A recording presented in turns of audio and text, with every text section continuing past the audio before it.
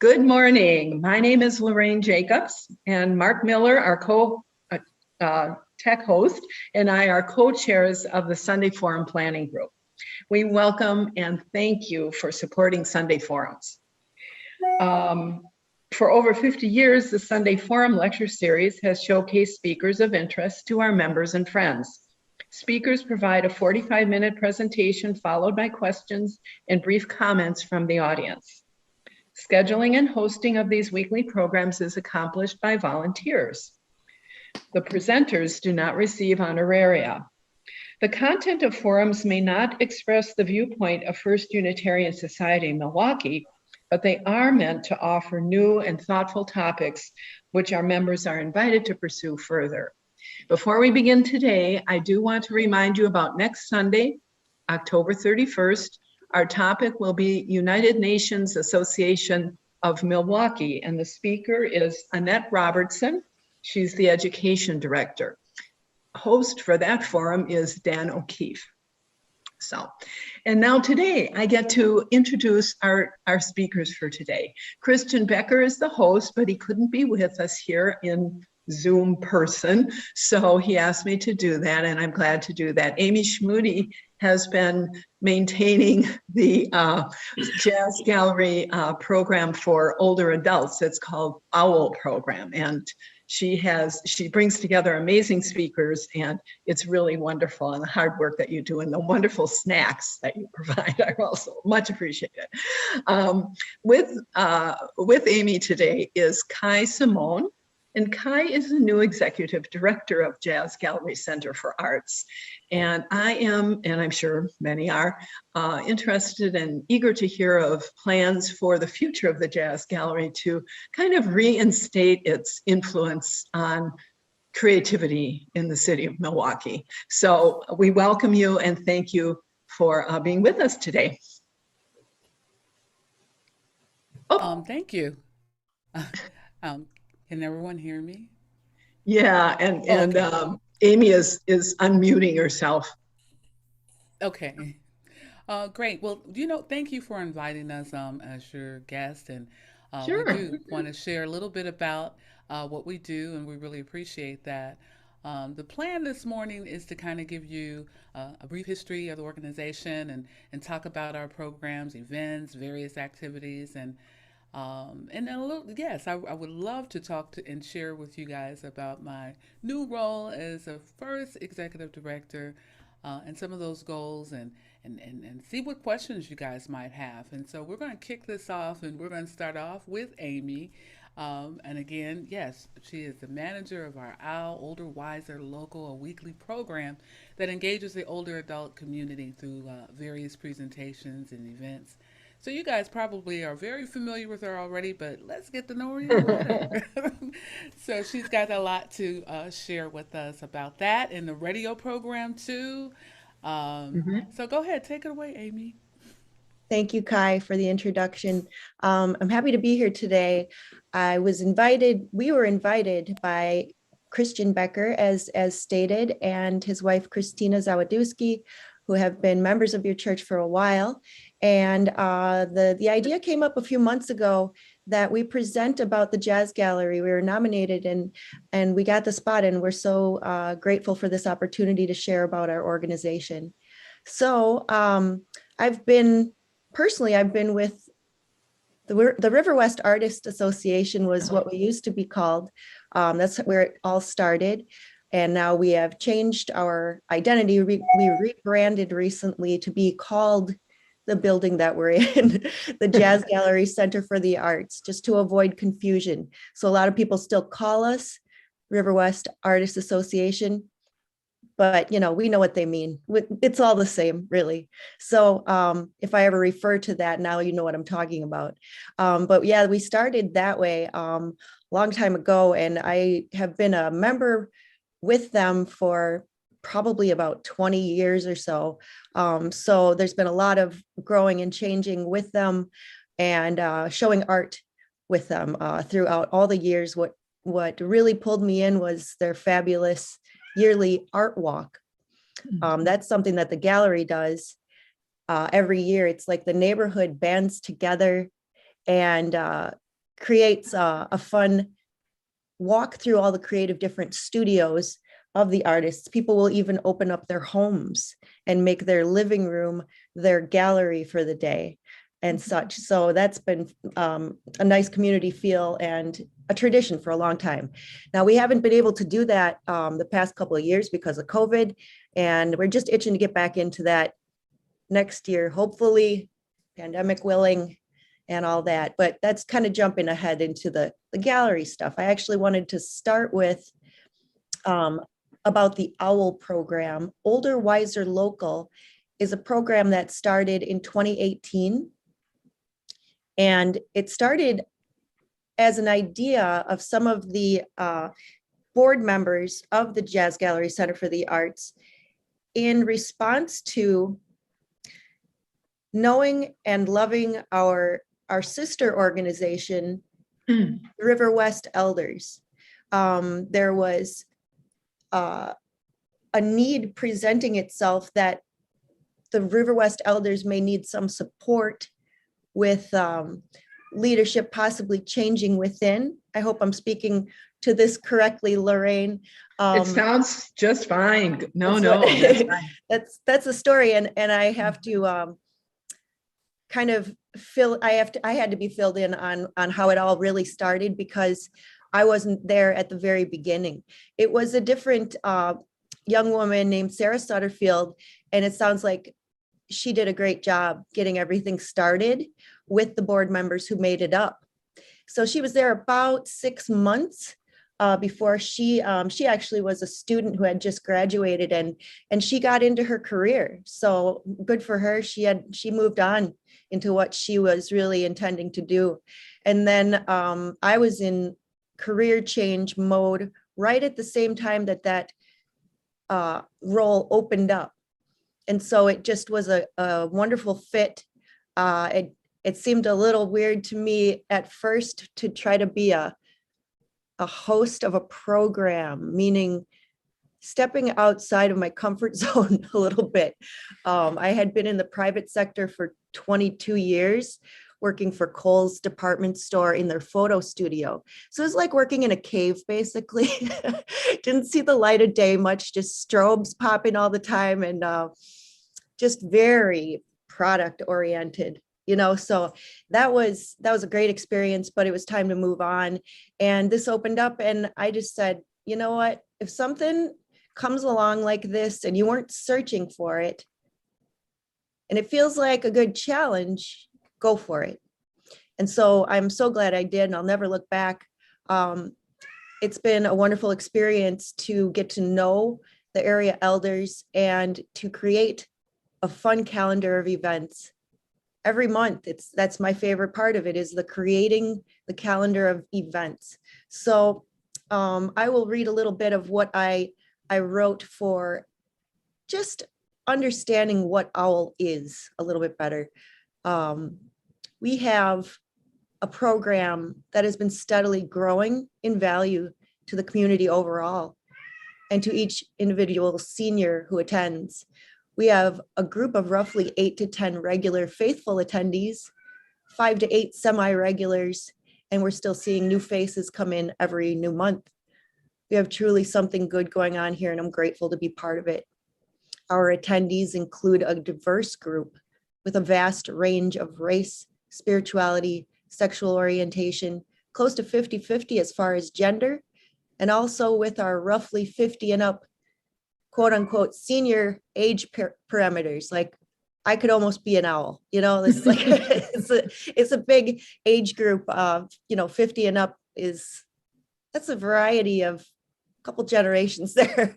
So it does create the diversity of different experiences for sure. And word has spread around town that here at OWL, you are not only welcome, you are celebrated. This makes for a never-ending wealth of interest and personal growth within our group, along with indefinite growth for the integrity of the program itself. Our program topics have also grown massively since the first year in variety, value, and overall crowd likability.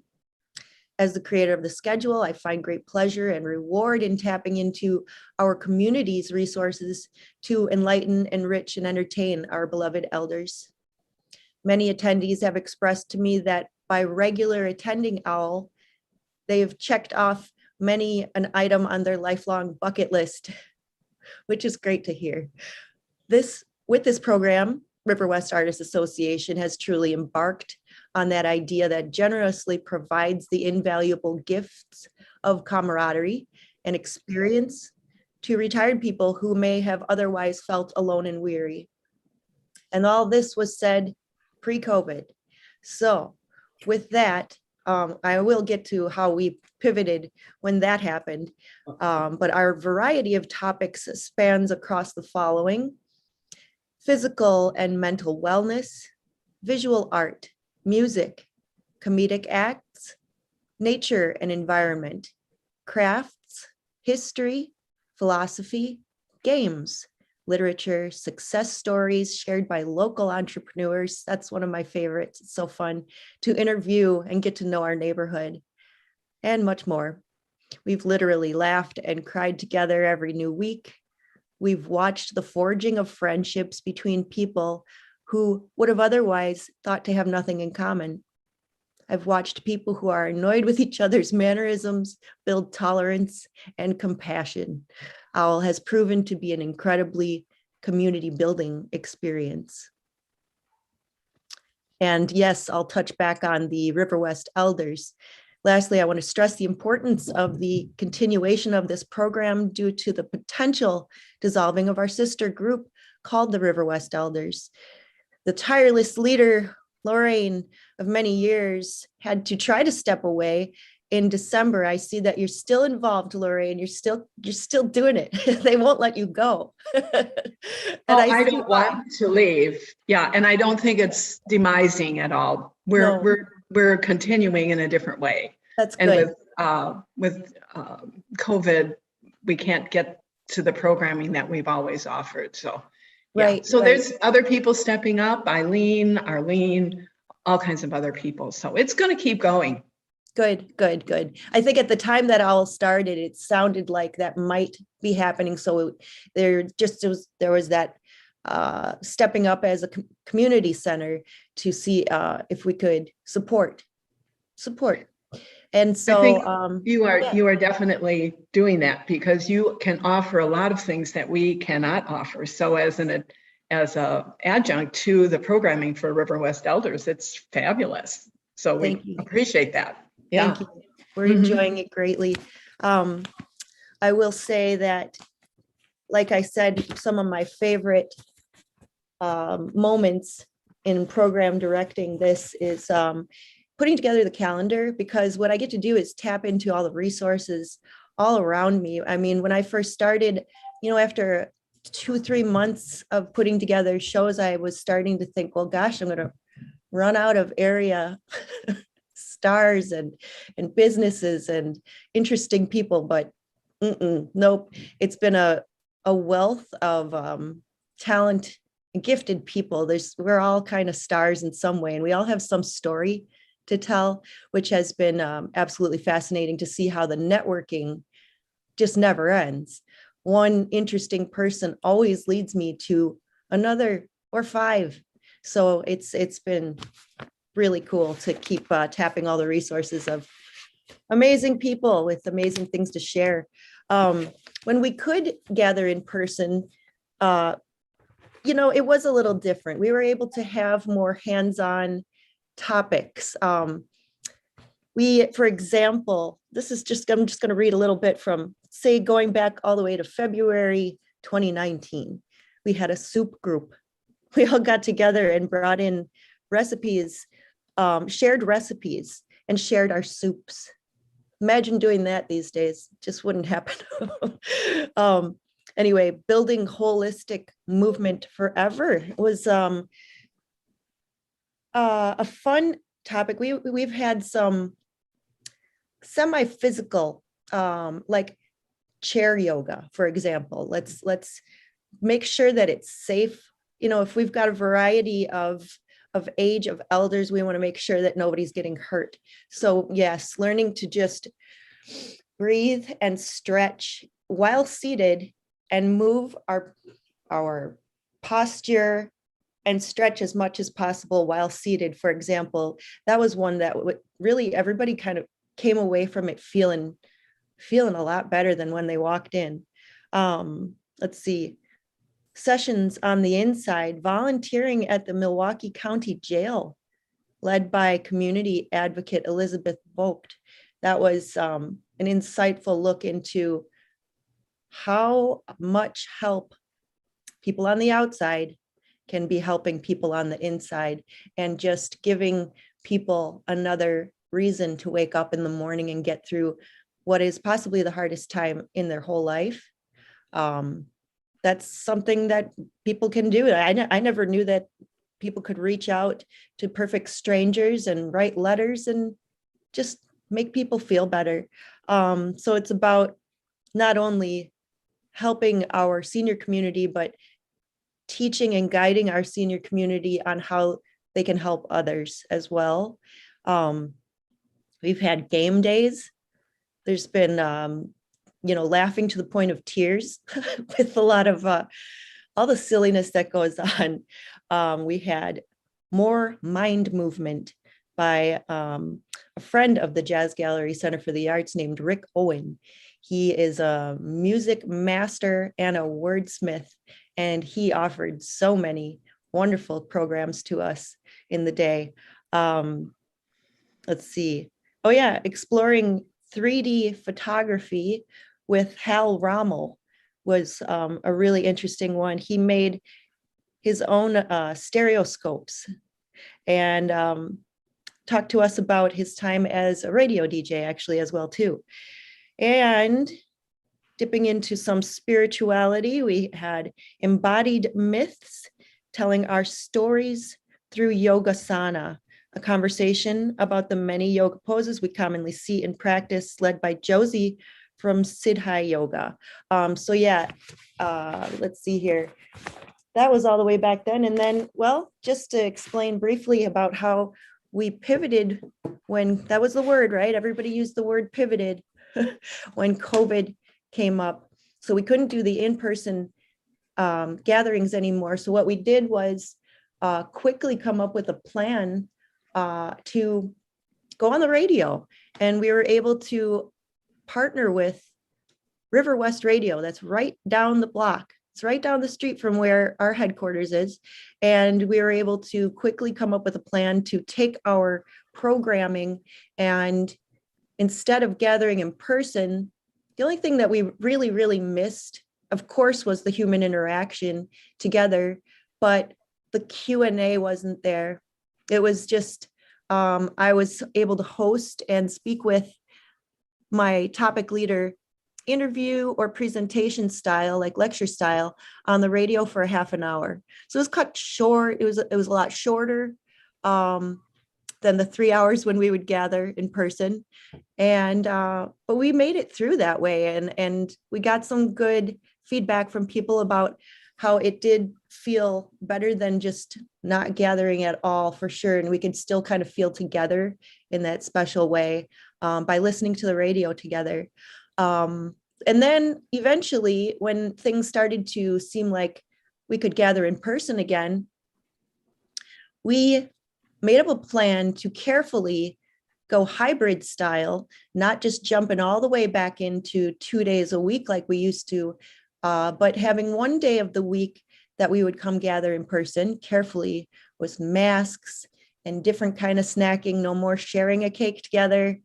We miss that part so much, but just like individually wrapped snacks and just individual coffees. I'm trying so hard to come up with a plan to mitigate the gathering with safety, okay? Because it's possible, and everything keeps changing, as far as we know with the pandemic. So what are the rules this week? What are the rules last week?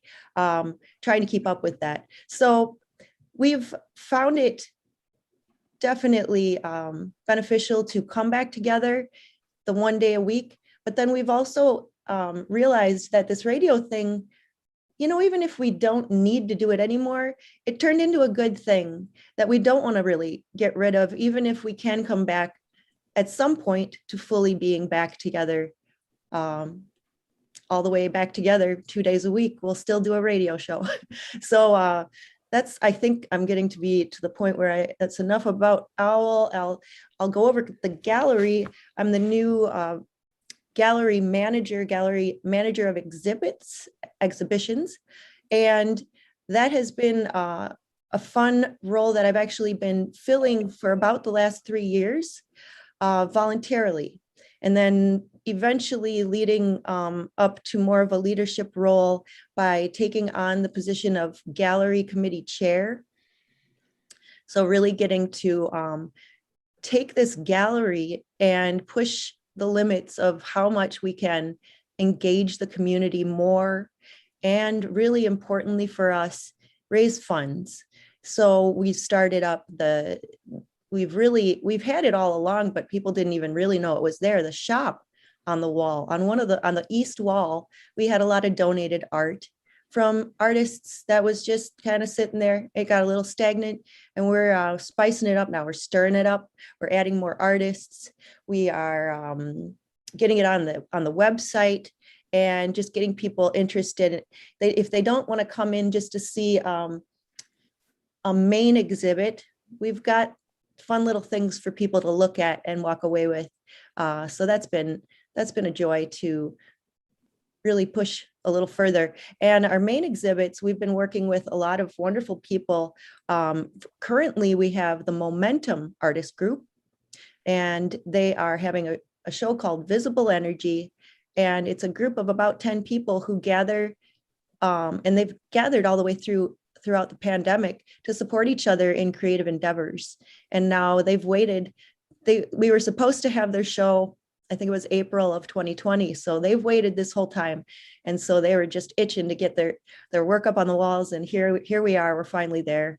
So working with that has been a great joy. And also, lastly, we have our small wall exhibits, which are, it started, I believe, when we found out about a person that was actually incarcerated and was creating art on the inside. And let's see here, had a liaison to the outside world who wanted to get the art out there. So we showed it on our wall that we created to be called the small wall exhibit. That's really kind of an opportunity for somebody who normally wouldn't be showing their artwork. Like a person in jail, for example. He couldn't even come to his own, art opening, but we celebrated it there without him. And he actually went on to become a regular artist in one of Milwaukee's more prominent galleries. So that's it's wonderful to see, if we can help emerging artists get out there. That's one of our biggest issues. So I feel like, boy, time is slipping away so fast. I want to make sure that Kai Simone, our executive director, gets plenty of time to talk, and we can answer questions when we're done. Kai, take it away. All right. Thank you, Amy. And, I just really, hopefully I can just kind of go into some of those places again that she already talked about and really brought out for us. So I really appreciate that. And I kind of want to start off by maybe the same place I started when I saw the job that was being offered. And I've actually done programming here before. Really, I've been here for 12 years. I'm originally from Chicago, but I'm not going anywhere. I'm here now. And since I've been here, I've been involved in the arts community, especially with youth programming and community programming partnerships is some of the things that I love. But when I thought the Jazz Gallery Center for the Arts, I was like, wow, okay, that's a loaded phrase. It's a wonderful, a wonderful, crazy title. It's mixed with ideas and words and it speaks from past visions and dreams and of people over many, many years. And so I just thought, what is it? Is it a jazz venue? Is it an art gallery? Is it a center for various artists? Is it a social place for the community? Well, okay, so I had to start doing some investigation, and okay, what is this? Let's look at the science. That was the first thing. Because that's the catchphrase of the day. Sure, no.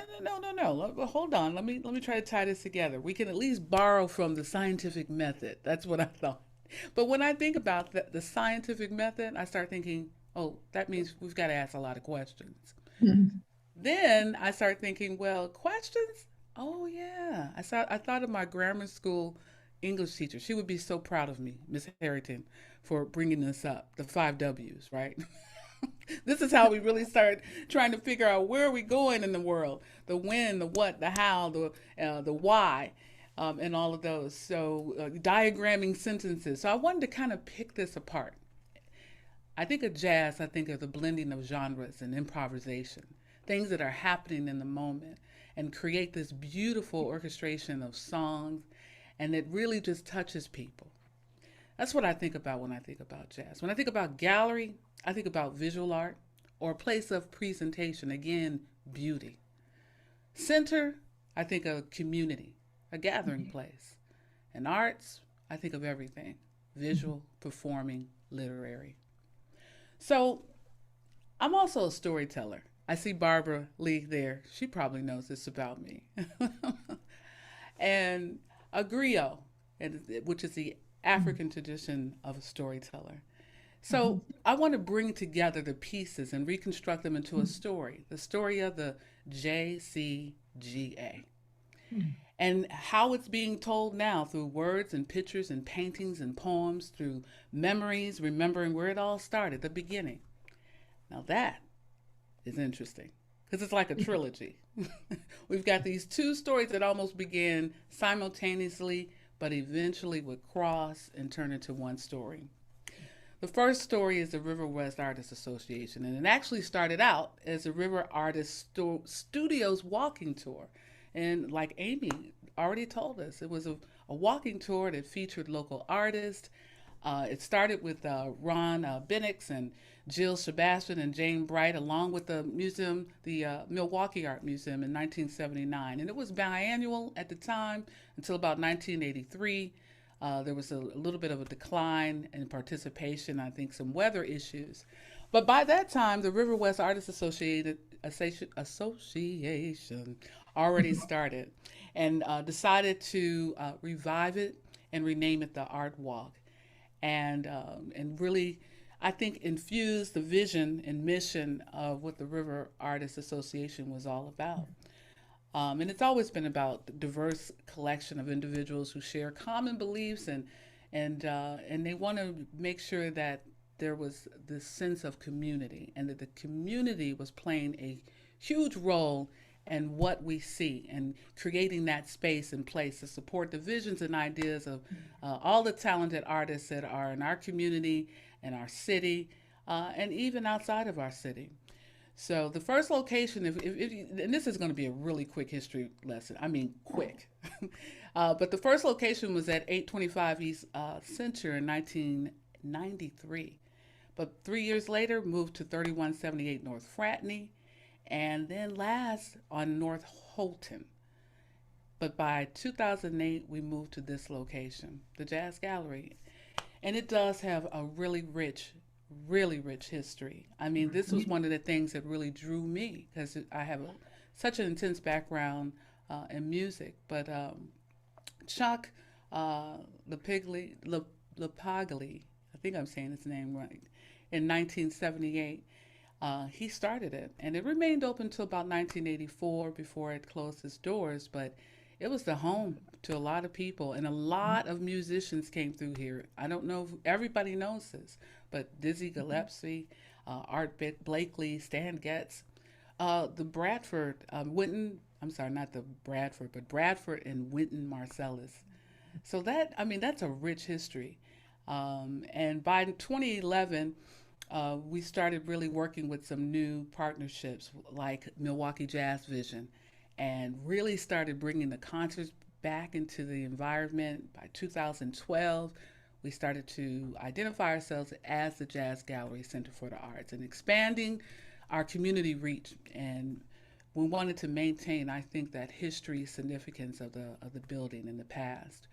In 2014, Amy's already talked about that radio. Well, we actually acquired the FFC license for the radio at Riverwest, and now we're partnering with them. And they have such a rich program, and we're just happy to actually be able to support that and to also participate in that. In 2015, we got our permit to operate as a community arts center. And so now the merger is complete. And we're looking at all the things that we have established in the past, but then we're talking about the future as well, the now and the future. And yes, we've got some challenges. Yes, there's COVID, but yes, everybody still wants to be able to meet and be able to do all the wonderful things that we're doing. So not only are we going to continue doing the things that we were doing, we're going to be adding some more things. Um, and as we revive our robust music scene, and we want to make sure that we keep legacy and history at the forefront of that, or maybe just undergirding it, because I don't want people to forget all of the history. So we're looking at how to maintain that through a legacy program and master classes, workshops, listening sessions. My real vision is to support as much as I can the vision that's already laid out, but to also help us to create a cohesive program that really ties everything together and allows us to even expand. Of course, I want to bring in a lot of youth programming and partnerships with community places and more businesses, and got some things in plan for that. I'm so happy to hear how we have really been able to help the Riverwest elders. So I'd like to learn a little bit more about that and see what else we can do. We're working very hard. Our board is working very hard. Mark Lawson, our board president, is trying to increase the board capacity to attract support. And so that's really where I come in too.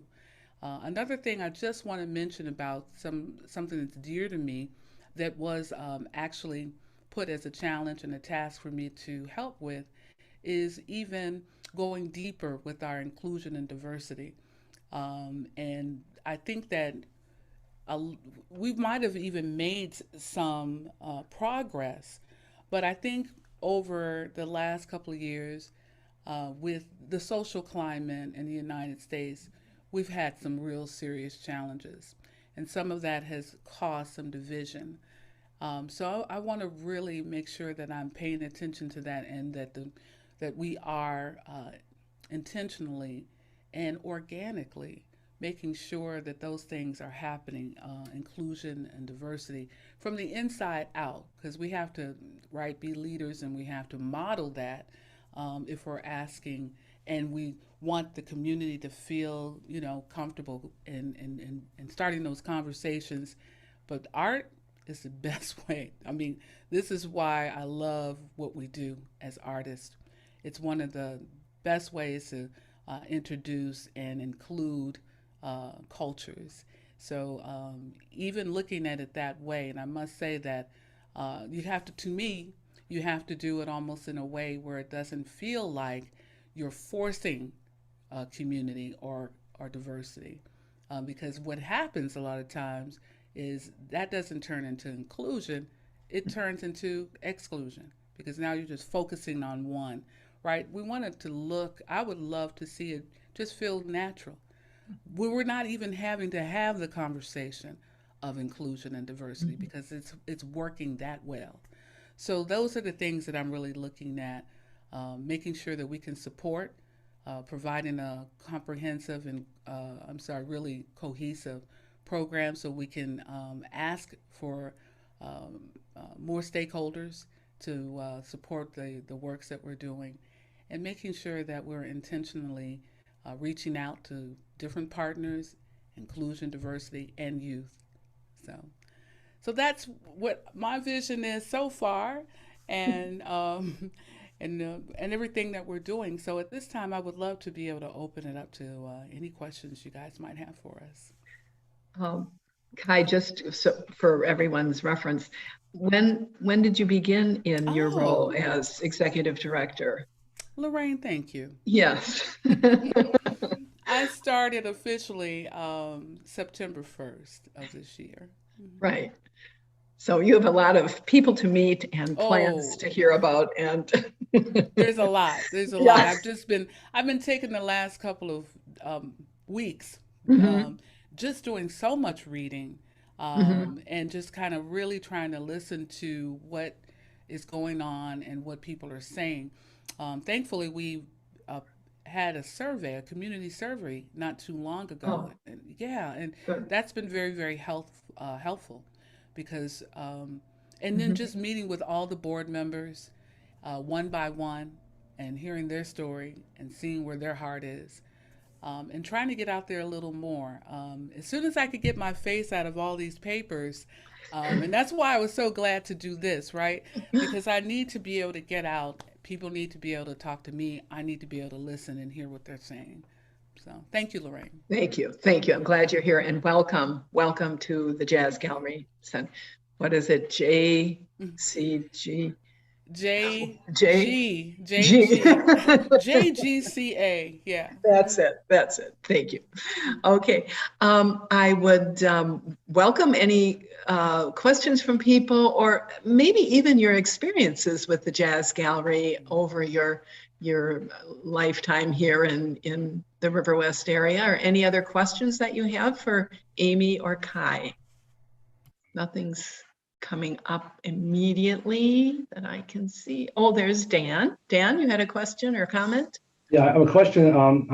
I know that you're kind of reassessing what you're going to be doing. I'm wondering with the presence of so many schools nearby, the Pierce Street School and Ginsland and the La Escuela Fraternity. I was reminded that years ago, the Milwaukee Journal had a art contest for many years, and it'd be nice to have something back like that for kids of all different ages. Something that's neighborhood wide, or I know that's a big ask, but but I just throw that in Uh, there. oh yeah, Dan, thank you because you're absolutely right, and that ties right back into my extensive work with the schools. So the company that I also have, I'm just not the director of anymore, but I'm there to support and continue helping with the programming. It's called Sky Academy of the Performing Arts, and we've been partnering with NPS for about 5 or 6 years. Prior to that, I was actually an operations manager at Arts at Large. So I know you guys know that they had tons of programs in NPS. And all of those kind of things, Dan, we want to be able to put back. So, in fact, for an example, oh, and now I've got two things, Dan. You did this to me. I'm going to forget both of them. But let me try to get one out. One is um, I want to include theater arts, and I was thinking about that as I saw Barbara. Um, and even in these times, there are so many theater programs like workshops, uh, teaching people and kids monologues. And there's a lot of things you can have in that, like contests and things for the kids, teaching them better writing. I'm very heavy in arts integration. And I think we really need that now because the kids got all of these gaps in learning that have been missing and keep getting interrupted. And they need to be engaged. And arts is a great way to be able to engage kids. So this writing competitions, poems, and all of these kind of things that we can kind of bring together. So I definitely want to work with the schools I've been working with, some of the community centers that also have youth and students as a part of them. And just as I said, I do think I forgot the other point, but If you're like me, it'll come back to you. right, I right. see that we have a question or comment from BJ. Thank you very much, both of you ladies, for being here and for the richness you bring to our communities. My question is a little bit off of what we're talking about. The Riverwest community is such a marvelous place and so rich with creativity. And I'm always distressed to hear about different crimes that occur in that area. And I feel as though, oh, why are people, these wonderful people, being victims of crimes? And as a senior myself, I wonder how the groups that come together with what you're doing, I'm sure help people's confidence. But is there and how do the residents, especially the elders, feel about the crime that does take place and how to take care of each other? Or does that come up? That's a good I question. yeah, Oh, go ahead, sorry. Amy. No, go ahead. I mean, I'll just briefly say that we have tried to address it a couple different times, and we'll continue to in our OWL programs, talking about safety. So we've had the Alderman Nick Kovac come in and talk. Lots of questions for him. He was up there and he did the best he could with a lot of questions. That and, you know, a police officer came by once and a fireman too. So that's just three examples of the discussions about safety that we've had. And then Kai, what were you going to say? Yeah, sure. One of the ways, that and we can play a part in that as well as other agencies in our community, is by engaging each other in different programming. So we already know that we have success in those kind of events, the Center Street Days and things like that. We need more of those kind of things throughout the year, so it's not just so scarce. Intergenerational programs is a wonderful way to think about how to engage those two groups that seem to be so separate. And when you get to know people, because life is about relationships, and so I think we have to learn how to be a little bit better at relationship building. And it may be difficult in the beginning because it may be new, it may be uncomfortable. But you know what? When you start to sit down or you involve yourself with people and you work together and then you accomplish things together, it really binds and people together. And so, which made me think of the other thing. See, Lorraine? See, it happened. So one of the things that I want to be able to do when I talk about that cohesiveness, I'm looking at, okay, we may have an event, a music event, and in particular, there was one coming up in February that I really want to see happen.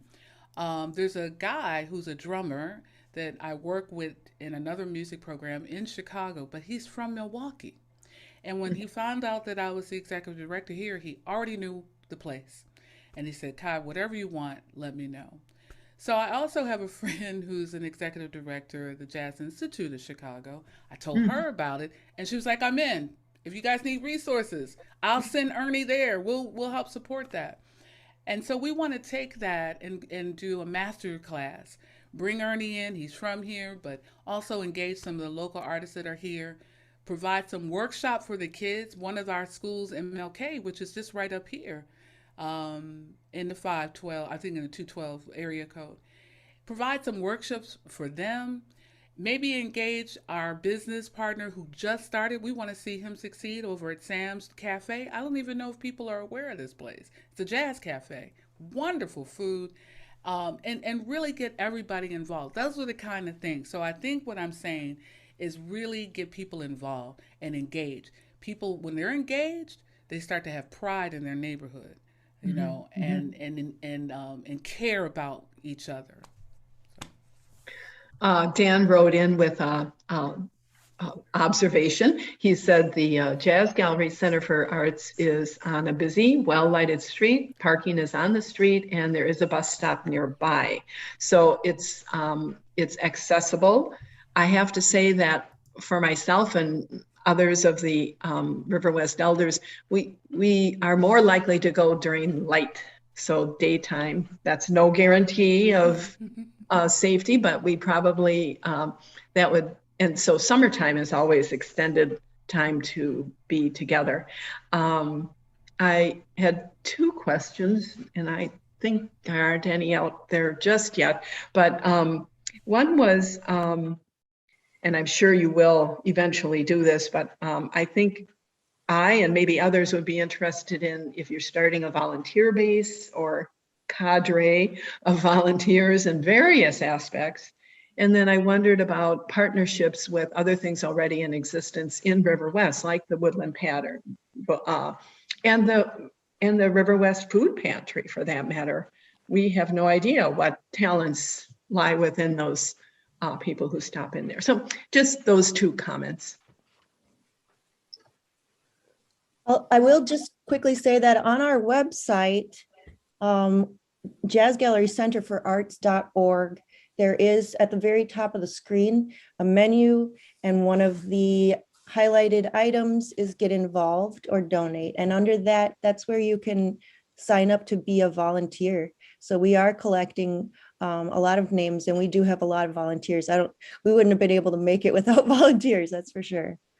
And as far as partnering, we have actually specifically partnered with Woodland Pattern as well for OWL programs so far. And there's so much more. Like you said, there's so many other places to partner with.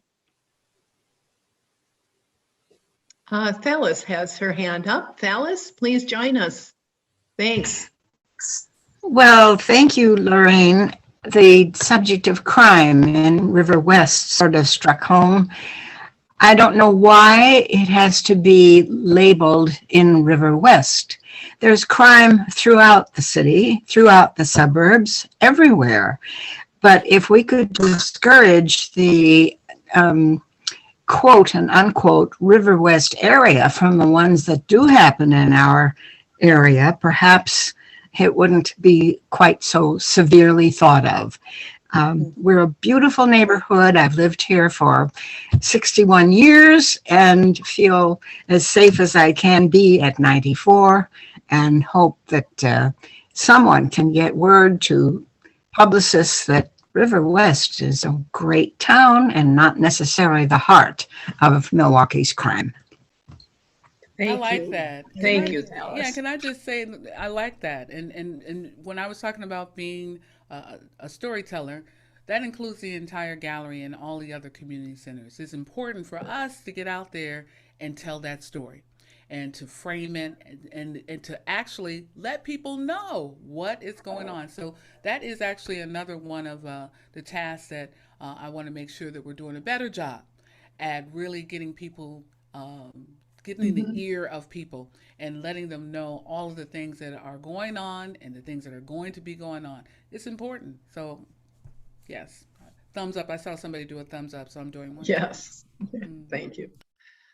Okay, we have time for one or two more comments or questions about the arts. Otherwise, oh, Carolyn, hi. Thank you. Unmute yourself, Carolyn. Yeah, unmute, or maybe I can. I might be able to.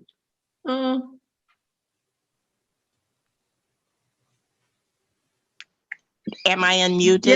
Yes, you are. Oh, good. My comment is about crime. I'm a 86-year-old African-American female who's lived in high crime neighborhoods my entire life. I have never been victimized. So the word crime is used to frighten people, to keep them from participating. And I ignore crime. I try to be vigilant and I am careful, but I don't let crime stop me. And I think there are many other people who ignore crime because it's normal for them and will continue to participate. Thank you. You know, and real quick, I just want to say that, especially on the narrative that's going out about crime or whatever, this is a very intense moment in history. And it's not that it's a new moment. These kind of moments have happened throughout history. But right now, because we're living in it, it's kind of amplified. And so we're all feeling it and hearing it a little bit more often. that's a very courageous, and it's very, actually, it's a real way that people do, and you have to, especially if you do live in a neighborhood where this crime is happening all the time. You have to learn how to cope. And I know African Americans have learned how to do this, very well, just because of certain climates that they might be exposed to. But we can talk about those things, I think. And the more we engage and come together, wow, it's interesting how people see the same cup but different size of it, and can share that with each other. Yeah, I agree, and thank you, Carolyn. It's living here is just living here, and so you go and do things that you want to do, and go about it in a way that's comfortable for you. But it's a place that has such a variety of people, such a great diversity of interests, ages, everything, and it's just been wonderful for me. And I'm pining not living here anymore. I did move in August, but just across the river, not far away on Capitol Drive. But yeah, I plan to be, being around in Riverwest. A lot of that talk is from people who maybe don't live here or have heard things, and they, my family told me that they were glad I had finally moved to a safe place. So all that time Janine has a comment. Let's see, on the, though I don't live in Riverwest, I'm there very often.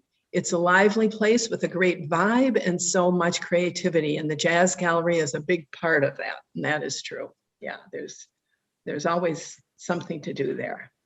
Okay, I think we're about wrapping up, but I would like to just ask if Amy and Kai have a little closing statement for us to inspire us to keep watching. I'll quickly say, if anybody is interested in coming to an OWL session, we do gather on Thursdays from 11 to 2, and we have a radio show that's broadcast at 9 a.m. on Saturdays at riverwestradio.com or on the actual radio, WXRW 104.1. Thank you. Thank you. And Kai? just thank you guys once again for inviting us into the community. I will see all of you soon. I will be reaching out. Feel free to give me a call anytime. And I'd love to have coffee, or go out and have coffee with you guys, and just sit down and talk. Because like I said, it's all about relationship and getting to know one another. So thanks again so much for inviting us. Thank you so much. Thank you. Thank you for being with us today. Thank you. I'll be